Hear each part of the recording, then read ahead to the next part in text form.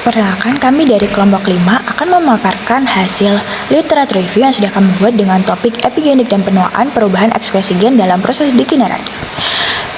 Sebelumnya, izinkan kami untuk memperkenalkan kelompok kami. Yang pertama ada saya sendiri, Rizka Ramida Rifa dengan 3 NIM belakang 005. Selanjutnya ada Amanda Valeri dengan 3 NIM belakang 068. Lalu Hilda Arvelia dengan NIM belakang 135.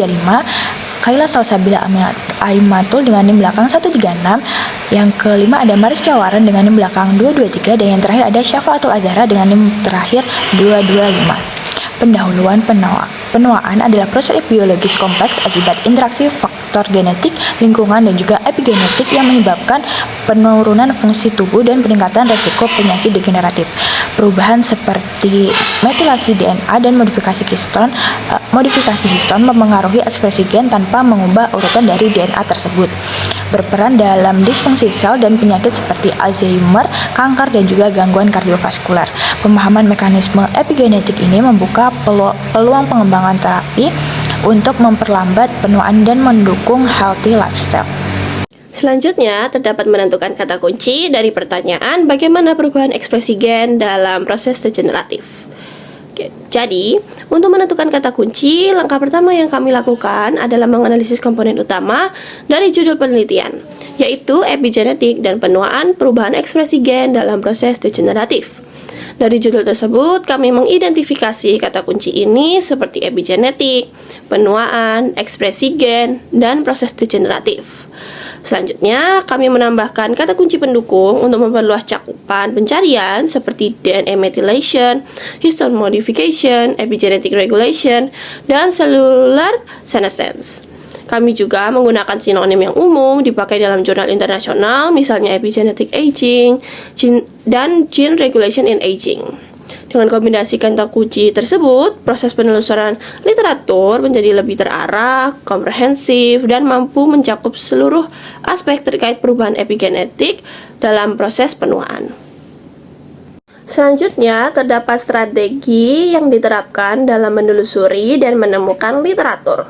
Jadi, strategi penelusuran literatur dilakukan secara sistematis melalui beberapa tahapan. Pertama, kami memilih basis data ilmiah yang relevan, yaitu seperti PubMed, ScienceDirect, dan Google Scholar.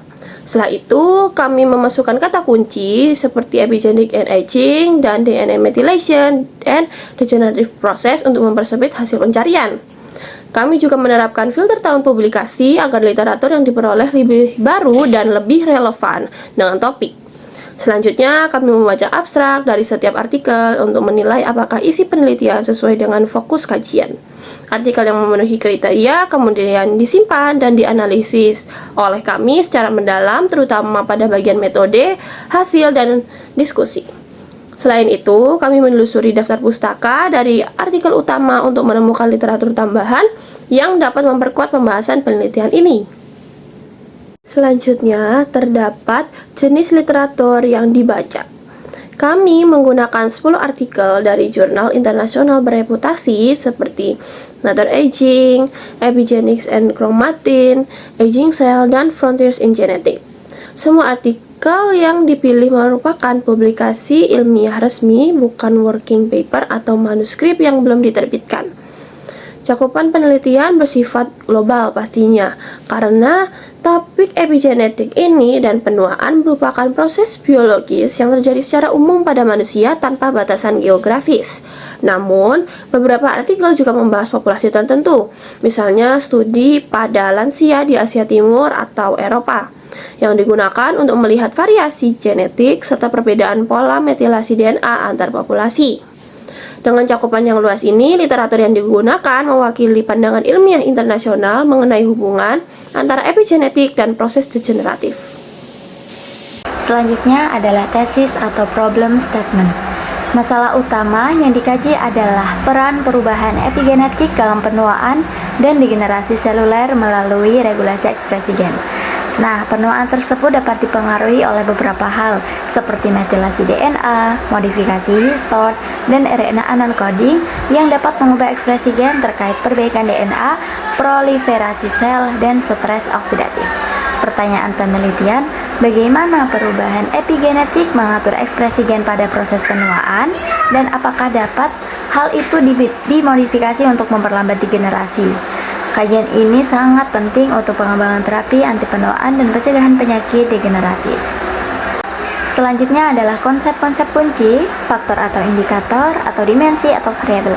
Hubungan antara epigenetik, penuaan, dan penyakit degeneratif berpusat pada mekanisme pengaturan ekspresi gen tanpa mengubah urutan DNA. Hal tersebut dapat melalui berbagai cara, seperti metilasi, modifikasi histon, remodeling kromatin, dan regulasi RNA non-coding. Nah, seiring bertambahnya usia, terjadi juga perubahan epigenetik seperti hipometilasi global, hilangnya heterokromatin, dan disfungsi gen yang memicu stres oksidatif. Nah, ada juga lagi tambahan seperti kerusakan DNA, akumulasi sel, senescent. Kondisi ini berkontribusi pada berbagai penyakit degeneratif seperti kanker, penyakit jantung, diabetes, dan gangguan neurodegeneratif. Nah, epigenetik juga menjadi penghubung antara faktor genetik dan lingkungan, serta berpotensi dimanfaatkan sebagai biomarker penuaan dan target terapi melalui aktivator sirtuin, inhibitor HDAC, NAD+ boosters, metformin, rapamycin, terapi senolytik, dan juga reprogramming seluler untuk mencapai healthy aging. Baik, selanjutnya saya akan menjelaskan mengenai latar belakang atau rasionalisasi dari epigenik dan penuaan perubahan ekspresi gen dalam proses degeneratif. Proses penuaan merupakan suatu fenomena biologis yang kompleks, ditandai dengan menurunnya fungsi fisiologis dan meningkatnya risiko penyakit degeneratif. Selain faktor genetik dan oksidatif, mekanisme epigenik juga berperan penting dalam mengatur ekspresi gen yang terkait dengan penuaan.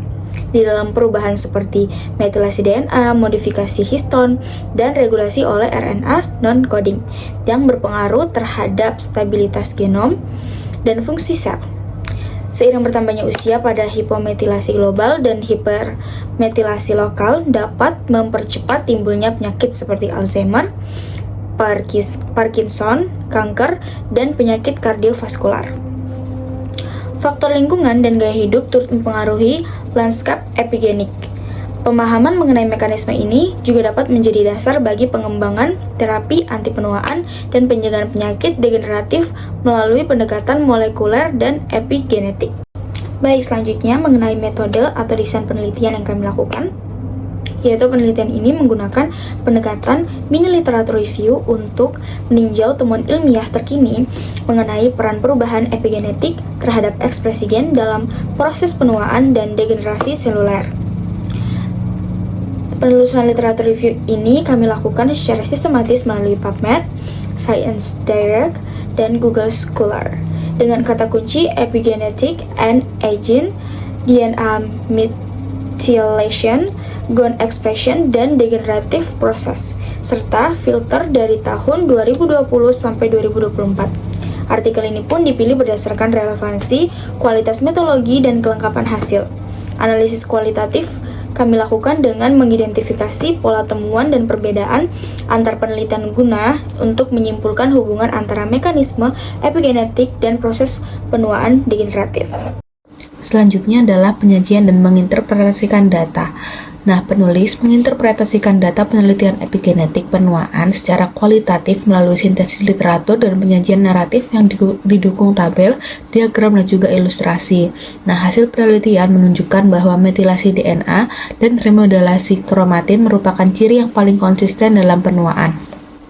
Proses hipometilasi global dan hipermetilasi spesifik mempengaruhi aksesibilitas kromatin serta ekspresi gen yang memicu senescence dan penyakit degeneratif. Nah, selain itu, modifikasi histon dan regulasi cRNA turut berperan dalam mengontrol penuaan seluler. Selanjutnya adalah inkonsistensi atau argumentasi yang bertentangan. Dari berbagai literatur yang kami gunakan di dalam penelitian ini, menunjukkan adanya inkonsistensi dalam penelitian mengenai hubungan antara epigenetik, penuaan, dan juga penyakit neurodegeneratif seperti Alzheimer.